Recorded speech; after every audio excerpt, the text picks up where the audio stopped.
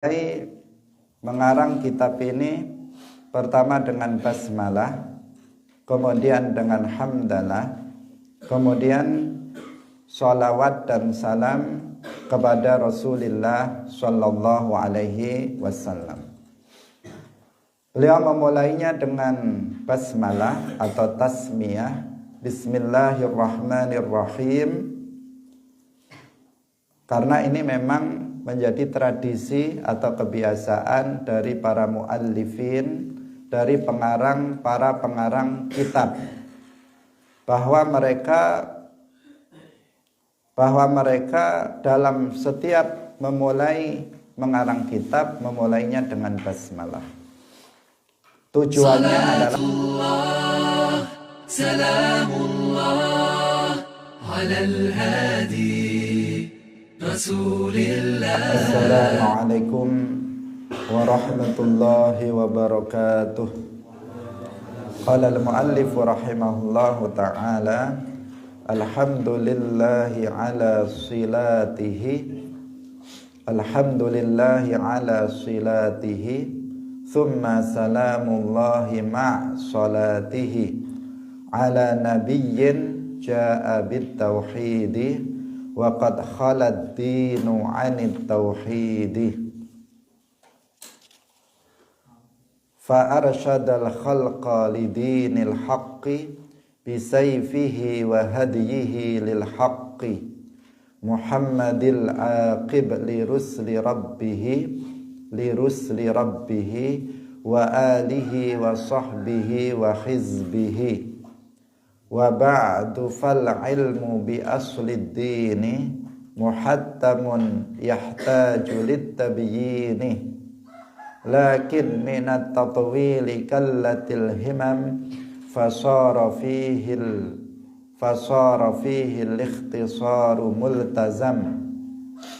Wa hadhihi urjuzatun laqabtuha jawharatat tauhidi qad hazzabtuha, wallaha arju fil qabuli nafi'an biha muridan fis thawabi tami'a.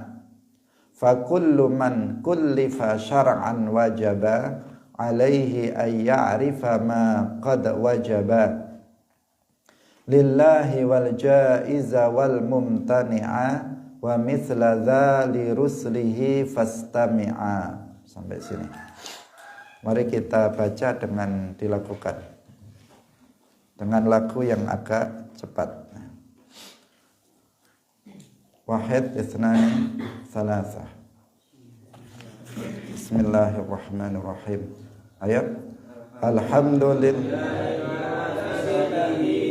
Thumma salamullahi ma salatihi ala nabiyyin ja'a bit tauhidi wa qad khalad dinu 'anit tauhidi fa arsyadal khalqa li dinil haqqi bisayfihi wa hadiyihi lil haqqi Muhammadil aqib li rusli rabbihi wa alihi wa sahbihi wa hizbihi. Wa ba'du fal ilmu bi aslid dini muhattamun yahtaju lit tabyini, lakin minat tatwili kallatil himam fasara fihi al-ikhtisaru multazam.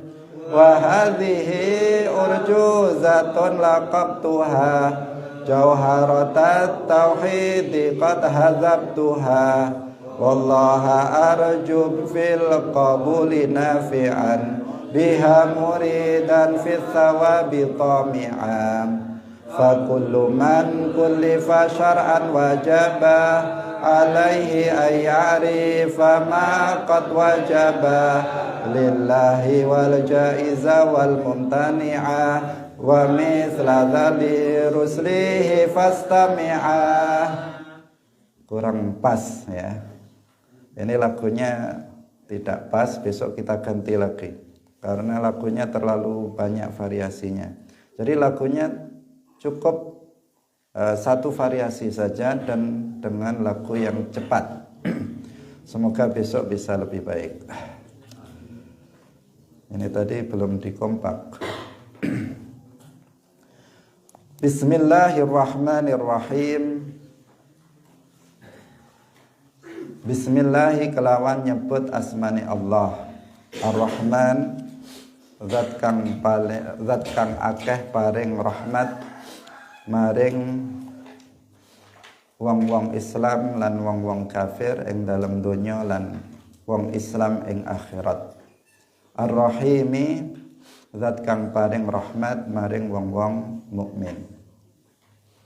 Alhamdu utawi sekabeh puji iku lillahi ketuwe Allah ala silatihi ing atase pira-pira nikmate Allah. Summa salamullahi nuli salame Allah mak salatihi sartane salat Allah tegese rahmate Allah iku ala nabiyyin muka tetep ing atase Kanjeng Nabi jaa kang mustaka sapa nabi bitauhidi kelawan tauhid. Wa qad khala lan teman-teman wis sunyi apa ad-dinu agama anit tauhidi sangking tauhid. Hadirin hadirat rahimakumullah. Al-muallif rahimahullahu taala yaitu Asy-Syaikh Ibrahim Al-Laqani. Beliau memulai mengarang kitab ini pertama dengan basmalah, kemudian dengan hamdalah, kemudian sholawat dan salam kepada Rasulullah sallallahu alaihi wasallam. Beliau memulainya dengan basmalah atau tasmiyah, Bismillahirrahmanirrahim, karena ini memang menjadi tradisi atau kebiasaan dari para muallifin, dari para pengarang kitab, bahwa mereka dalam setiap memulai mengarang kitab memulainya dengan basmalah. Tujuannya adalah untuk bertabarruk, ngalap berkah dengan Al-Qur'an. Karena Al-Qur'anul Karim itu dimulai dengan basmalah. Surat pertama dari Al-Qur'an adalah suratul Fatihah, dan ayat pertama dalam suratul Fatihah menurut madhab Syafi'i adalah Bismillahirrahmanirrahim. Sebagaimana Al-Qur'an itu dimulai dengan basmalah, maka setiap muallif, pengarang kitab, mereka senantiasa mengikuti Al-Qur'an ini, bertabarruk dengan Al-Qur'an ini, memulai karangannya dengan membaca basmalah. Bismillahirrahmanirrahim. Makna Bismillahirrahmanirrahim secara singkat artinya adalah aku memulai mengarang kitab ini dengan menyebut dan bertabarruk dengan nama Allah Ar-Rahman Ar-Rahim. Itu maknanya. Jadi ketika muallif rahimahullah mengatakan Bismillahirrahmanirrahim, artinya aku muallif Asy-Syaikh Ibrahim Al-Laqani memulai mengarang kitab ini dengan menyebut dan bertabarruk dengan nama Allah Ar-Rahman Ar-Rahim. Itu maknanya. Sebagaimana kalau kita memulai perbuatan-perbuatan baik, kita juga memulainya dengan basmalah.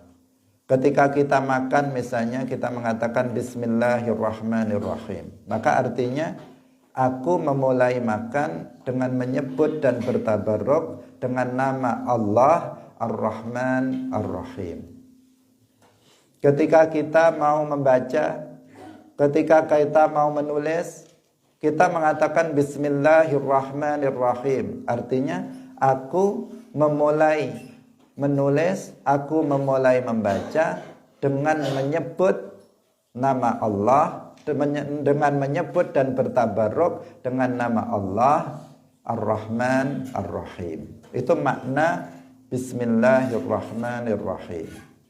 Karena kita dianjurkan untuk membaca basmalah dalam setiap amal perbuatan yang baik. Itu dianjurkan kita untuk membacanya. Kalau dalam perbuatan yang diharamkan, maka tidak dianjurkan kita untuk membacanya. Bahkan diharamkan juga kalau seseorang misalnya dia akan mencuri, kemudian dia membaca Bismillahirrahmanirrahim, maka itu hukumnya haram. Atau seseorang akan minum khamr, kemudian dia mengatakan Bismillahirrahmanirrahim, maka itu hukumnya haram. Yang dianjurkan kita untuk memulainya dengan basmalah adalah setiap amalan yang baik yang tidak bertentangan dengan syarak. Bismillahirrahmanirrahim. Allah adalah lafzul jalalah, disebut Ismullah al-A'zam, artinya adalah nama bagi zat yang maha suci. Ismun atau alamun lidzatil muqaddas al-mustahiq lil ibadah. Nama bagi zat yang maha suci dari menyerupai makhluk, yang berhak untuk diibadahi, yang berhak untuk ditunduki dengan puncak ketundukan, yang berhak atas puncak dari ketundukan, puncak dari pengagungan. Itulah makna dari lafzul jalalah Allah. Secara atau dengan bahasa lain, Allah adalah alamun lidzatil muqaddas al-mausuf bil ilahiyah. Nama dari zat yang maha suci yang tidak serupa dengan makhluknya, yang disifati dengan sifat ilahiyah atau uluhiyah. Ilahiyah artinya adalah khalqul qudrah, al-qudrah ala al-ikhtira'. Al-ilahiyah artinya al-qudrah ala al-ikhtira', yaitu kekuasaan untuk menciptakan, kekuasaan untuk mengadakan sesuatu dari tiada menjadi ada. Itu makna al-ilahiyah atau al-uluhiyah. Allah subhanahu wa ta'ala hanya dia yang bersifatan dengan sifat uluhiyah, yang bersifatan dengan sifat ilahiyah. Artinya hanya dia, Allah, yang bersifatan dengan sifat memiliki kekuasaan untuk menciptakan, untuk mengadakan makhluk dari tiada menjadi ada. Selain Allah tidak boleh disifati dengan sifat uluhiyah atau sifat ilahiyah. Karena hanya Allah pencipta segala sesuatu, sedangkan selainnya adalah makhluk ciptaan Allah subhanahu wa ta'ala. Ar-Rahman. Nah, di sini kita hanya jelaskan secara global, dari halul alfat, penjelasan dari setiap lafaz yang disebutkan dalam kitab ini, tidak secara panjang lebar. Karena jika dibahas secara panjang lebar, makna basmalah saja itu bisa 1 jam pertemuan. Nah, di sini kita bahas secara global, secara umum. Ar-Rahman adalah salah satu dari nama-nama Allah yang khusus untuk Allah. Tidak boleh selainnya diberi nama dengan nama ini.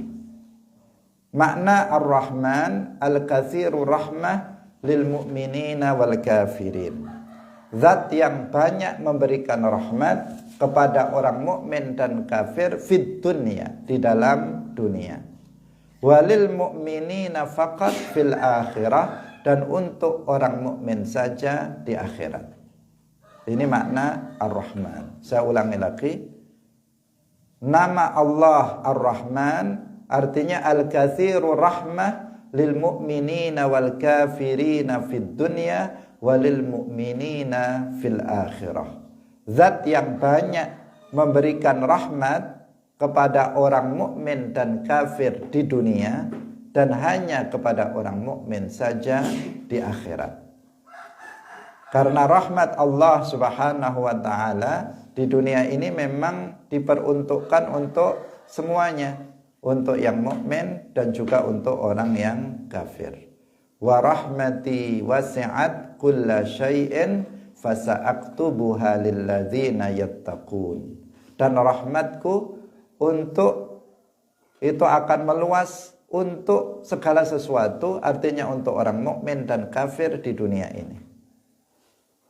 Fasa'aktubuha ay fasa'akhussuha, kemudian rahmatku itu akan aku khususkan lilladzina yattaqun, untuk orang-orang yang menjauhi kekufuran, artinya mereka orang-orang yang beriman. Sedangkan orang-orang kafir di akhirat, maka mereka sama sekali tidak mendapatkan rahmat Allah Subhanahu wa taala, karena mereka yu'adzabuna fi jahannam. Mereka akan diazab di neraka jahannam selama-lamanya, dan sama sekali mereka tidak dikurangi dari atau tidak diringankan dari azab mereka. Ar-Rahim artinya al-katsiru rahmah lil mu'minin, yaitu zat yang banyak memberikan rahmat kepada orang-orang yang beriman, yang mengkhususkan rahmatnya hanya untuk orang-orang yang beriman. Itu makna Ar-Rahim. Bismillahirrahmanirrahim.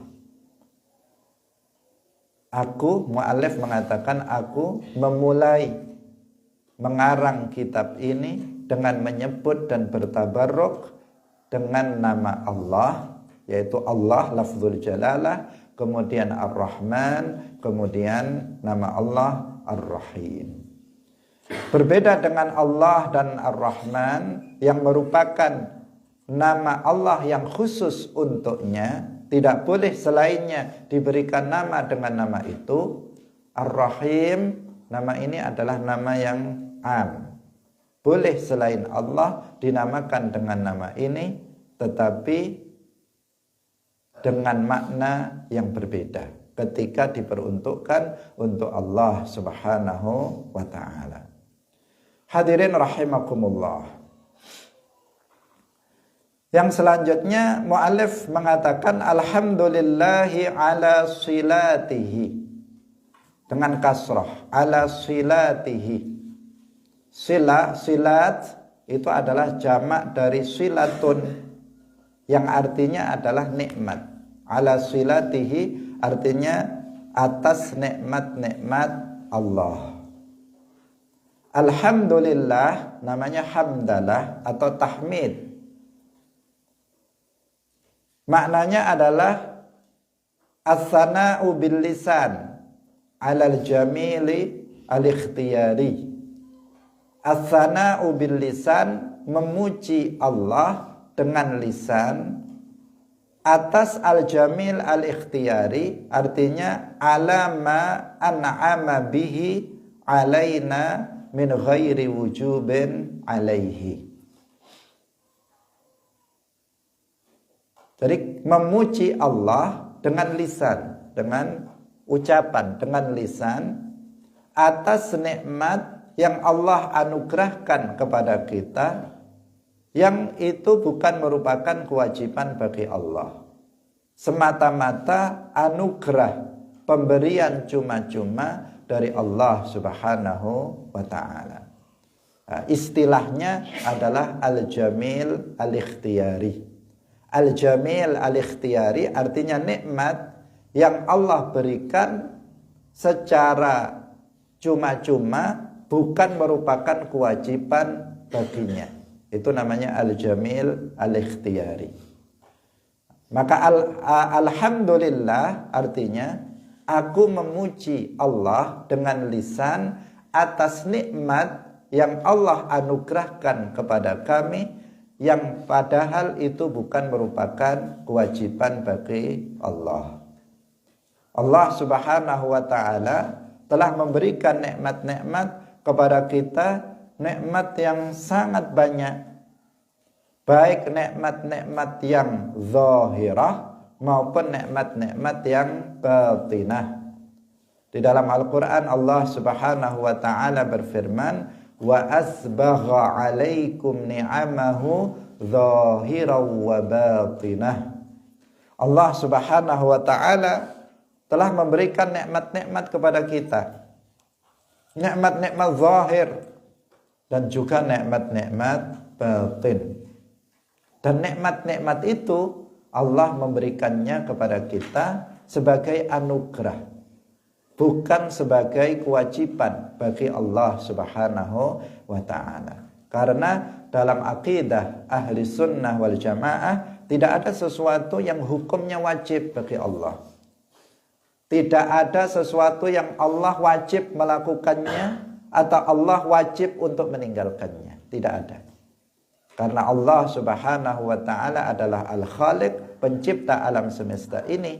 Allah Subhanahu wa taala fa'alul lima yurid, melakukan apa saja sesuai dengan apa yang dikehendakinya.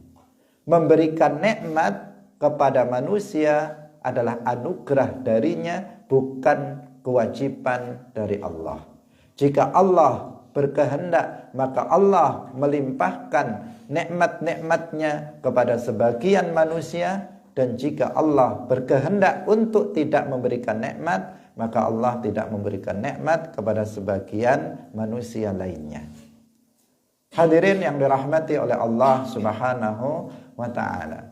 Karena itulah maka kita bersyukur kepada Allah, kita memuji Allah dengan lisan kita atas nikmat yang Allah anugerahkan tersebut.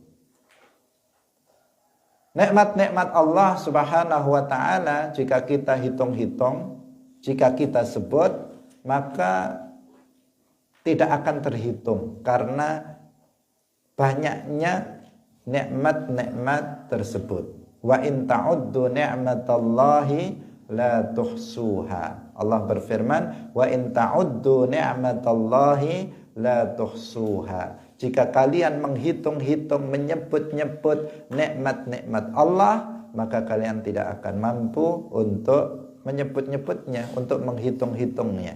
Kenapa? Karena saking banyaknya. Nikmat-nikmat zahirah seperti badan yang sehat, ini namanya nikmat zahirah. Hidup adalah nikmat zahirah. Mata bisa melihat, nikmat zahirah. Telinga bisa mendengar, nikmat zahirah. Nikmat yang zahir, yang terlihat. Bisa berbicara, nikmat zahirah. Bisa berjalan, nikmat zahirah.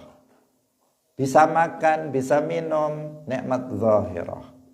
Mendapatkan rizki untuk memenuhi segala kebutuhan kita, nikmat zahirah dari Allah Subhanahu wa ta'ala. Allah yang telah menganugerahkan nikmat-nikmat zahirah tersebut kepada kita. Maka kita bersyukur kepada Allah dengan kita di sini memuji Allah Subhanahu wa ta'ala dengan mengatakan alhamdulillah. Artinya kita memuji Allah atas anugerah nikmat-nikmat tersebut. Ada nikmat-nikmat batinah. Nikmat batinah adalah seperti al-imanu billah, beriman kepada Allah dan Rasulnya. Kita diberikan anugerah oleh Allah menjadi seorang yang beriman. Orang yang beriman kepada Allah dan Rasulnya. Maka ini adalah nikmat terbesar, melebihi dari nikmat-nikmat yang lainnya, baik nikmat zahir maupun batin yang lain. A'zamun ni'am adalah al-imanu billahi wa rasulih. Ketika seseorang menjadi seorang muslim, menjadi seorang mukmin, maka dia telah mendapatkan kenikmatan teragung yang Allah Subhanahu wa ta'ala berikan kepada umat manusia. Ini namanya nikmat apa? Nikmat batinah. Nikmat taufik. Ini juga nikmat batinah.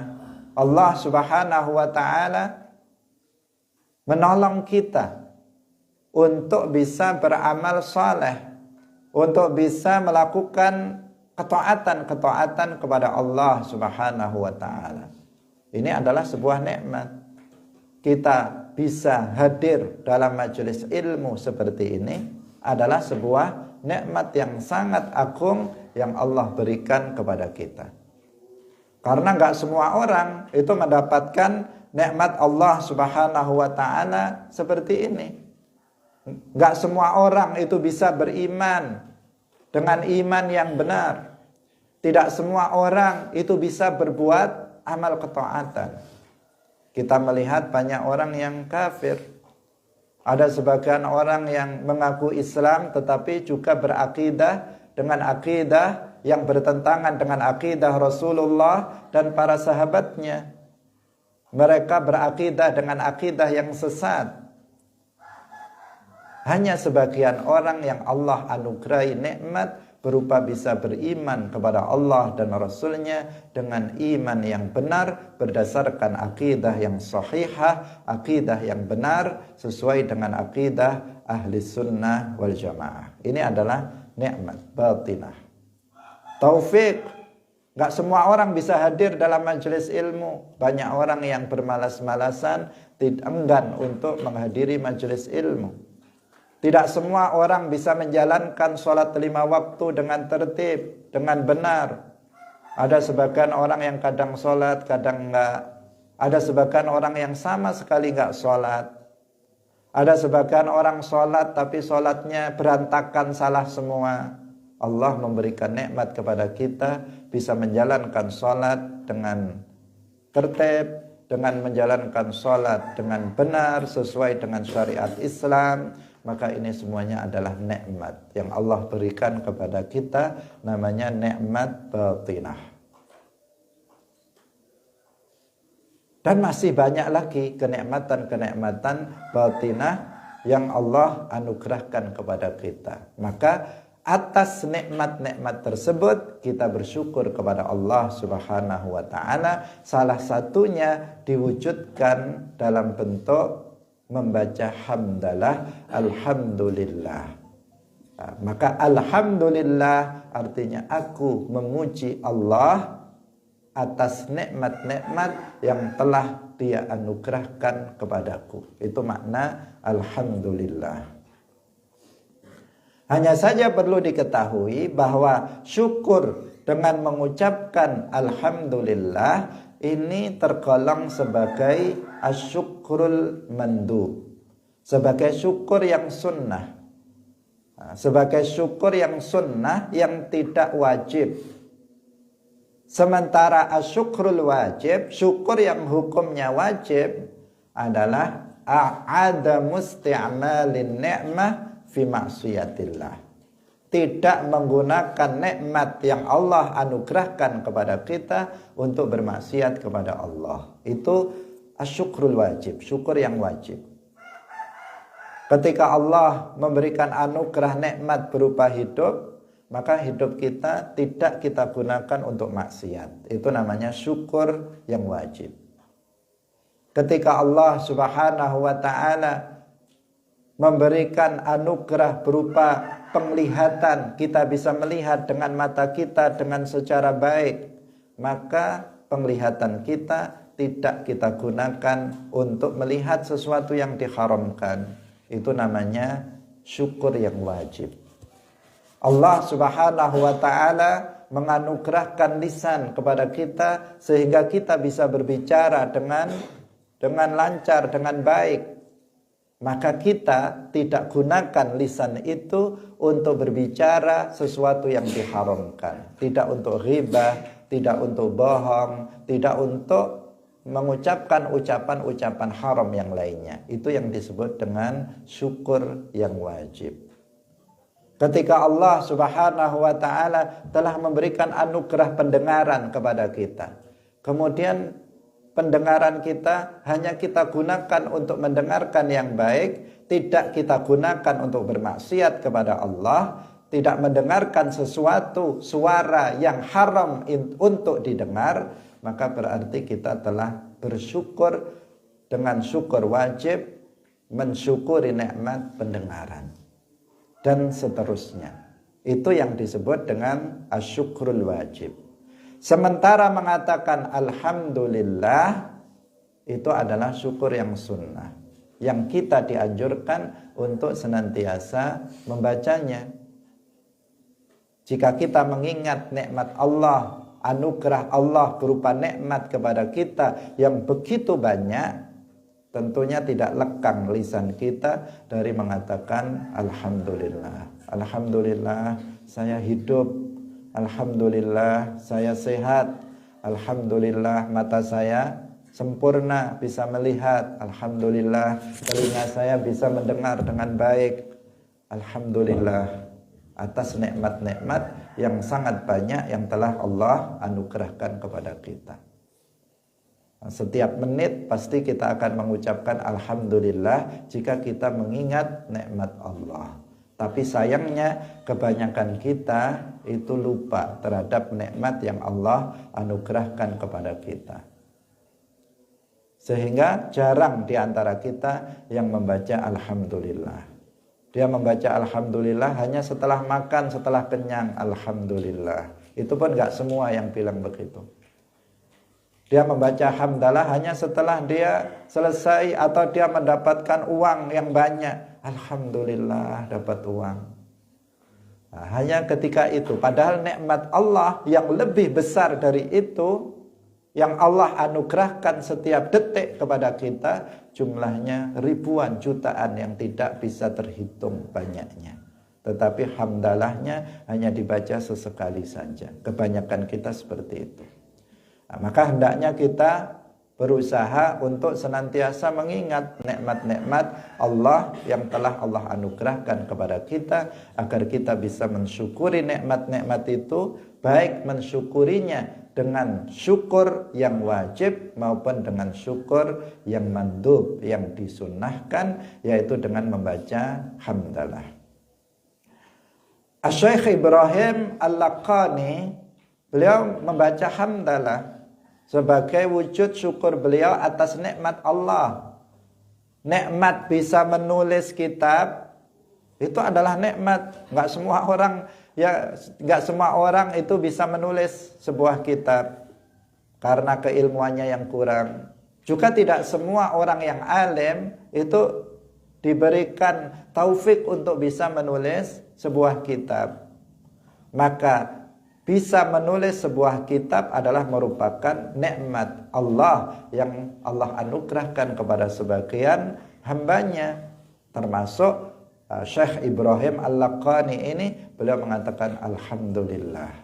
Di awal kitabnya setelah membaca basmalah, beliau mengatakan alhamdulillah ala silatihi, ay ala ni'amihi. Hadirin yang dirahmati oleh Allah Subhanahu wa ta'ala.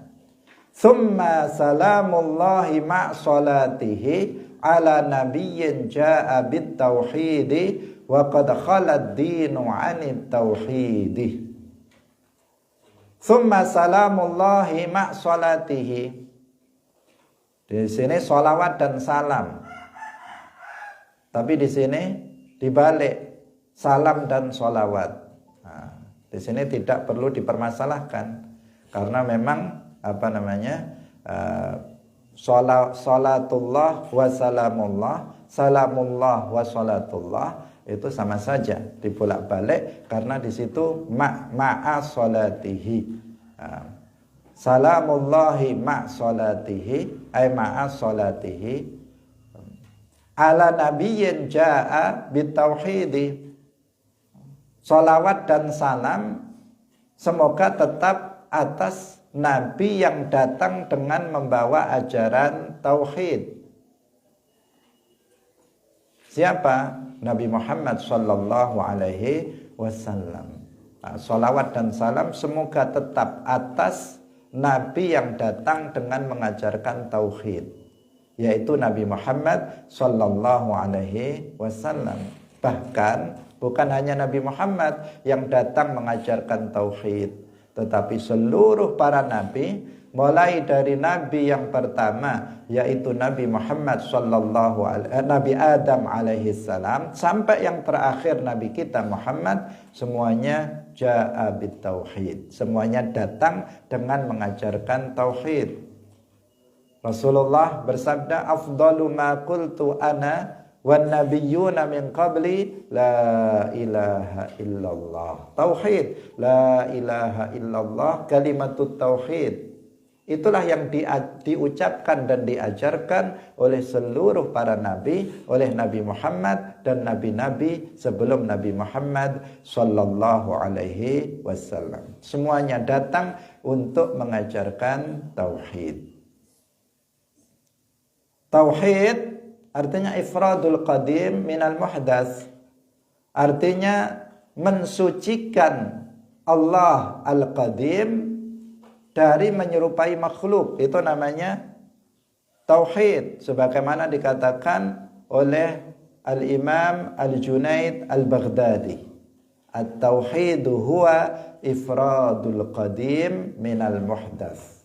Tauhid artinya mensucikan al-qadim, yaitu Allah, dari menyerupai muhdas, yaitu makhluk. Itu makna tauhid. Atau sebagian ulama menjelaskan dengan ibarah yang lain bahwa tauhid artinya hanya menyembah Allah saja dan tidak mensekutukannya dengan selainnya. Sebagaimana makna dari kalimat tauhid la ilaha illallah, yang artinya tidak ada yang disembah dengan hak kecuali hanya Allah. Bahwa yang disembah dengan benar itu hanya Allah subhanahu wa ta'ala. Selainnya berupa sesembahan-sesembahan yang disembah oleh orang-orang musyrik adalah sesembahan-sesembahan yang batil. Itu namanya tauhid, yaitu menyembah hanya kepada Allah dan tidak mensekutukannya dengan selainnya, tidak beribadah bersamanya kepada selainnya. Itu yang disebut dengan tauhid. Sebagian ulama yang lain menjelaskannya dengan ungkapan yang lain, bahwa tauhid artinya meyakini kewahdaniyahan Allah, meyakini bahwasanya Allah subhanahu wa ta'ala wahidun fi dzatihi, wahidun fi fi'lihi, wahidun fi sifatihi. Bahwasanya Allah subhanahu wa ta'ala itu tidak serupa baik pada zatnya. Zat Allah tidak serupa dengan zat makhluknya, karena zat Allah bukan jisim, sementara zat makhluk berupa jisim. Sifat Allah tidak serupa dengan sifat makhluknya, karena sifat Allah azaliyah abadiyah, sementara sifat makhluk hadisah. Perbuatan Allah tidak serupa dengan perbuatan makhluknya, karena perbuatan Allah azali abadi, sementara perbuatan makhluk hadis, Allah yang menciptakannya pada makhluk. Ini makna tauhid. Jadi kita meyakini bahwa Allah wahid, bahwa Allah wahidun, bahwa Allah esa, tidak ada sekutu baginya, tidak ada serupa baginya, baik pada zat, sifat, dan perbuatan. Hadirin yang dirahmati oleh Allah subhanahu wa ta'ala, inilah tauhid. Maka kita harus mewaspadai kelompok Wahabiyah, pengikut Muhammad bin Abdul Wahhab dan Ibnu Taimiyah Al-Harrani, yang mereka membagi tauhid menjadi 3. Pertama kali yang membagi tauhid menjadi 3 adalah Ibnu Taimiyah, panutan dari kelompok Wahabi. Pembagian seperti ini tidak ada di dalam Al-Quran. Pembagian seperti ini, pembagian tauhid menjadi uluhiyah, rububiyah, al-asma' was sifat, sebagaimana dilakukan oleh orang Wahabi, tidak ada dalam Al-Quran, tidak ada dalam hadis, tidak ada satupun dari para ulama salaf yang mengatakan itu. Enggak ada satupun. Ibnu Taimiyah yang hidup pada abad 8 Hijriah, Dia yang pertama kali membagi tauhid menjadi 3. Maka harus diwaspadai. Karena ada tujuan. Tujuan dibalik pembagian tauhid itu yaitu tujuan yang sangat buruk, yaitu takfirul muslimin, mengkafirkan umat Islam. Tujuan mereka membagi tauhid menjadi 3 adalah untuk mentauhidkan umat Islam yang bertawassul dengan para nabi dan para wali dengan dalih, dengan alasan menurut mereka bahwa mereka yang bertawassul dengan nabi dan wali berarti telah beribadah kepada nabi dan wali, tidak mentauhidkan Allah dengan tauhid uluhiyah menurut mereka. Juga untuk mengkafirkan para ulama Asy'ariyah, Maturidiyah yang mereka mentakwilkan ayat-ayat sifat mutasyabihat. Dengan alasan tauhid al-asma was sifat, mereka mengatakan bahwa mereka yang mentakwilkan ayat-ayat sifat mutasyabihat, maka mereka telah mengingkari sifat Allah, maka mereka tidak bertauhid dengan tauhid al-asma was sifat. Padahal mayoritas ulama khalaf maupun salaf, umat Islam seluruhnya itu mentakwilkan ayat-ayat sifat mutasyabihat yang makna zahirnya bertentangan dengan ayat-ayat muhkamat. Artinya apa? Artinya mereka telah mengkafirkan seluruh umat Islam dengan keyakinannya, dengan pembagian tauhid al-asma was sifat tersebut. Hadirin yang dirahmati oleh Allah Subhanahu wa taala, dalam hadis mutawatir yang diriwayatkan oleh banyak sekali orang yang tidak mungkin mereka berbohong, bahkan dari kalangan para sahabat ada 15 sahabat yang meriwayatkan hadis ini. 15 sahabat yang 10 itu adalah al-asyarah al-mubasysyarun bil jannah. Yang 15 perawi dari kalangan sahabat, yang 10 itu adalah al-mubasysyarun bil jannah. Abu Bakar, Umar, Utsman, Ali, Talha, Zubair, Abdurrahman bin Auf dan lain-lainnya. Artinya bukan main-main yang meriwayatkannya. Para sahabat yang minal mubasysyirin bil jannah, para sahabat-sahabat mulia, para sahabat-sahabat utama yang meriwayatkan hadis ini, dan hadis ini derajatnya adalah mutawatir.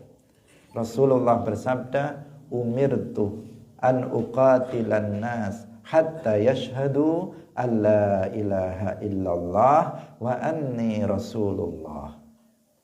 Dengan bersyahadat, dengan mengatakan asyhadu an la ilaha illallah wa asyhadu anna muhammadar rasulullah, maka seseorang dikatakan mukmin muslim.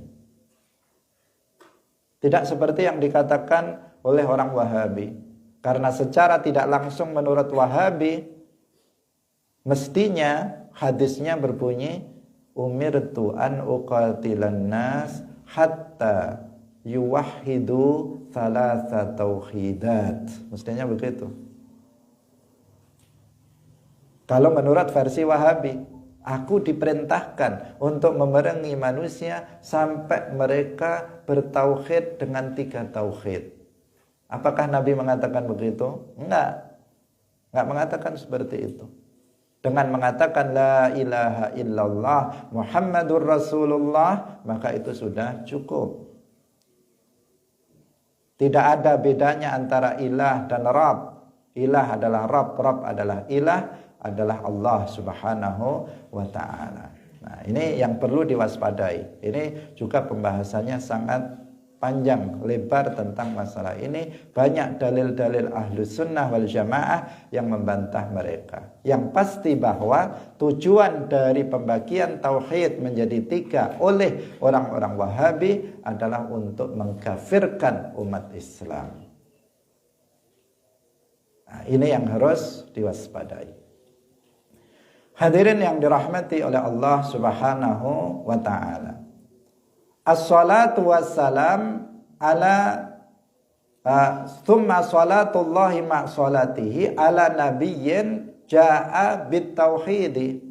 Kalau salawat dan salam kita sudah jelaskan dalam pertemuan-pertemuan sebelumnya dalam majelis yang lain, bahwa ketika kita mengatakan Allahumma salli ala sayyidina Muhammad, artinya kita berdoa, ya Allah, zid syarafan wa ta'ziman li sayyidina Muhammadin sallallahu alaihi wasallam. Ya Allah, tambahkanlah kemuliaan dan keagungan untuk Nabi Muhammad sallallahu alaihi wasallam. Itu artinya sholawat kepada Nabi. Sholawat kita kepada Nabi artinya kita berdoa kepada Allah agar Allah menambahkan kemuliaan untuk Nabi Muhammad sallallahu alaihi wasallam. Memang Nabi Muhammad adalah afdalu khalqillah, makhluk yang paling mulia. Gak ada yang lebih mulia dari Nabi Muhammad. Tetapi kemuliaan itu bertingkat-tingkat. Kemuliaan bisa bertambah, kemuliaan indallah bisa bertambah.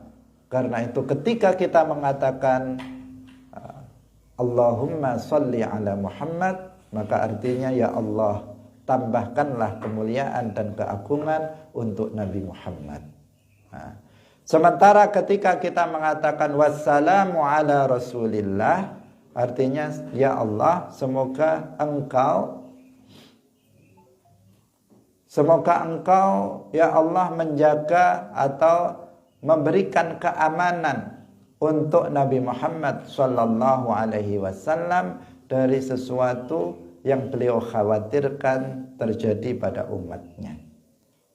Rasulullah sallallahu alaihi wasallam dikenal sebagai seorang nabi yang sangat penyayang terhadap umatnya. Beliau mengkhawatirkan hal-hal buruk terjadi pada umatnya. Beliau tidak menginginkan sesuatu yang buruk menimpa umatnya. Maka ketika kita mengucapkan salam kepada Nabi, artinya kita berdoa, ya Allah, semoga yang Nabi khawatirkan kepada kami terjadi pada kami berupa hal-hal yang buruk itu tidak terjadi. Jadi ini kembali manfaatnya kembali kepada kita umatnya. Karena doa ini ketika kita mengatakan wasallim ala sayyidina Muhammad adalah manfaatnya kembali kita. Ya Allah, berilah keamanan untuk Nabi Muhammad dari sesuatu yang beliau khawatirkan akan terjadi kepada kami umatnya. Semoga apa yang beliau khawatirkan terjadi pada kita umatnya itu tidak terjadi. Itu maksudnya. Hadirin yang dirahmati oleh Allah Subhanahu wa taala, wa qad khala ad-dinu anit tauhidi, wa qad khala ad-dinu anit tauhidi. Nabi Muhammad sallallahu alaihi wasallam ketika diutus oleh Allah Subhanahu wa taala, ketika itu disebut sebagai masa jahiliyah.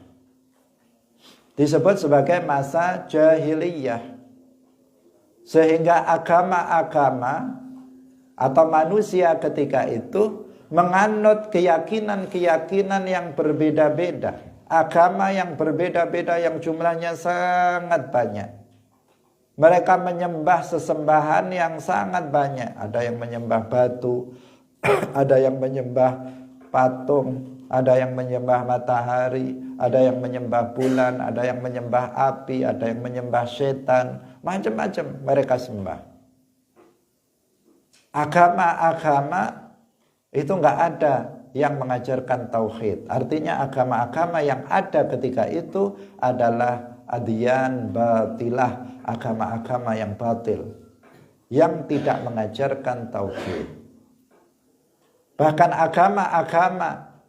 agama Islam yang dianut oleh atau syariat Islam yang Dan agama Islam, akidah Islam yang dulunya diajarkan oleh Nabi Musa, yang diajarkan oleh Nabi Isa, itu pun telah diselewengkan dan telah menyimpang dari tauhid. Orang-orang Yahudi yang dulunya mereka beragama Islam, mengikuti syariat Nabi Musa alaihi salam, mengikuti akidah yang diajarkan oleh Nabi Musa alaihi salam berupa akidah at-tauhid, juga sudah kosong dari tauhid. Yahudi sudah kosong dari tauhid. Mereka menyerupakan Allah dengan makhluknya. Mereka mengatakan Allah bersemayam di atas arsy. Mereka mengatakan Allah memiliki anggota badan dan seterusnya. Mereka meyakini Allah itu berupa jisim. Itu orang-orang Yahudi. Agamanya sudah menjadi agama batil, telah kosong dari tauhid. Demikian juga orang-orang Nasrani yang dulu orang-orang Nasara pengikut Nabi Isa, mereka beragama Islam, mereka mentauhidkan Allah, mereka hanya beribadah kepada Allah saja, tetapi kemudian mereka di saat Nabi Muhammad diutus, mereka orang-orang Nasara juga telah menyembah selain Allah. Mereka menyerupakan Allah dengan makhluknya. Mereka telah menyeleweng dari tauhid. Artinya di bumi ini nggak ada tauhid. Ketika Nabi Muhammad SAW diutus, zamannya adalah jahiliyah di mana tauhid nggak ada. Tidak ada seorang pun yang beriman kepada Allah dan Rasulnya dengan keimanan yang benar. Selain mereka orang-orang musyrik yang beribadah kepada selain Allah. Itu yang dimaksud dengan perkataan muallif khala ad-dinu 'anit tauhidi. Bahwa ketika itu agama-agama yang ada hanya agama-agama yang batil saja. Enggak ada agama yang mengajarkan tauhid. Artinya enggak ada Islam yang mengajarkan tauhid di saat Rasulullah sallallahu alaihi wasallam datang untuk diutus oleh Allah Subhanahu wa taala mengajarkan tauhid kepada umat manusia.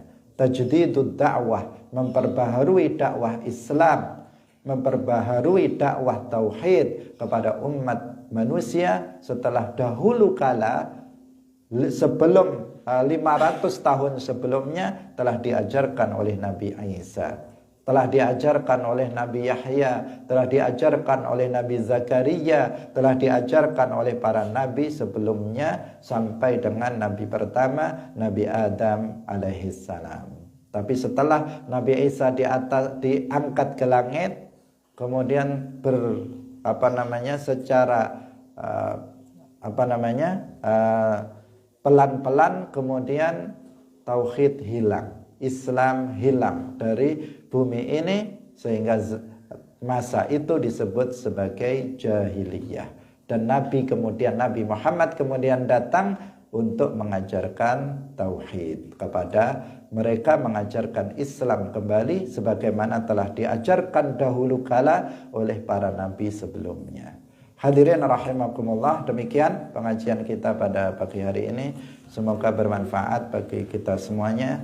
Barakallahu fikum, wallahul muwaffiq ila aqwamit thoriq. Wassalamualaikum warahmatullahi wabarakatuh. La ilaha